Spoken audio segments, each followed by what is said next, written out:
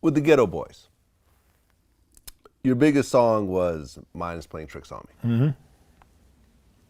Originally, that was supposed to be a Scarface solo record. Right.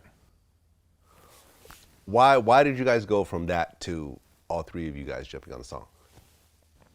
That was something Jay did. You know? Jay? Yeah, Jay. Jay did that. I mean, he saw that.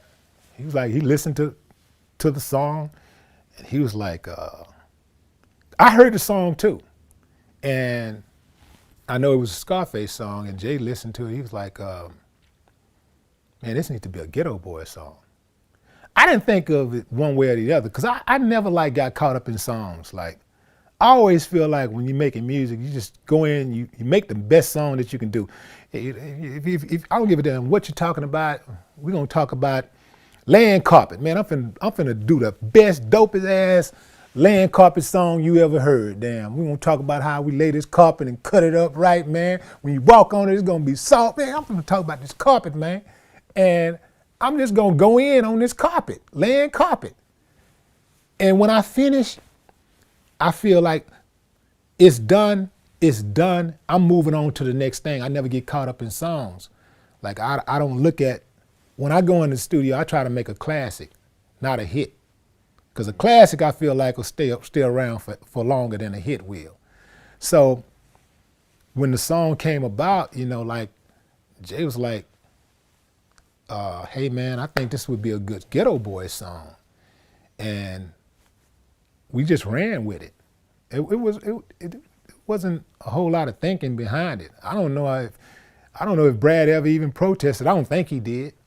But yeah, it became, thank God it became a Ghetto Boy song. And you know, so Brad already had like 3 verses to the song already written. That's why he has 2 verses. And I have 1 verse and Bill has a verse, because Brad gave Bill his 3rd verse. And I came in and wrote my verse. And that's why the song is structured the way it is. Well, and it became the biggest Ghetto Boy song of all time. Yeah. I wouldn't say it's my favorite Ghetto Boy song. Yeah. You know, there's definitely other songs that I like. Right. I like better personally. Right. You know, because I thought that the first official album, you know, the one with the mugshots on the cover, I don't know if that's the first or second technically. That was like that record was a what do they call it? Like a re-release? It was a re-release. Yeah, when we added 2 songs. Right, yeah. That's why I'm saying I'm not sure if it's the first or second. Grip It on That Other Level was our first official album together. Yeah. Myself, Scarface, Bushwick, and Reddy Red. That was our first official album together. Big shout out to Reddy Red, the guy who gave us our sound. Red gave us that sound, man. It was so different. Like, you know, he gave us our sound. So big shout out to Reddy Red. Right. But, you know, that song is still played today. Yeah. You throw that on in a party, people of a certain age is going to go lose their fucking mind. Right. Lil J was such an important figure in the Ghetto Boys. Why do you think Lil J is so feared? Like, you say the word Lil J and, you know, a shiver goes through everyone's spines. You know what I'm saying? Like, you know what I'm saying? Like, you hear stories that he has a pig farm on his mansion, so, you know, people scared to go have meetings at his house, you know what I mean? Yeah. That type of thing. As someone who then knows him really well, that was so instrumental in your life, why do you think that is?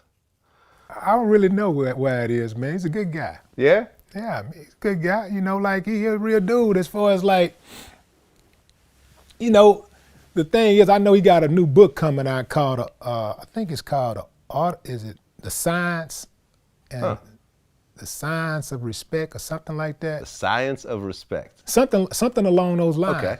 But respect is a big thing in Texas. You know, like, respect me. You know, respect my mind. You know, respect me as a person. I'm gonna respect you.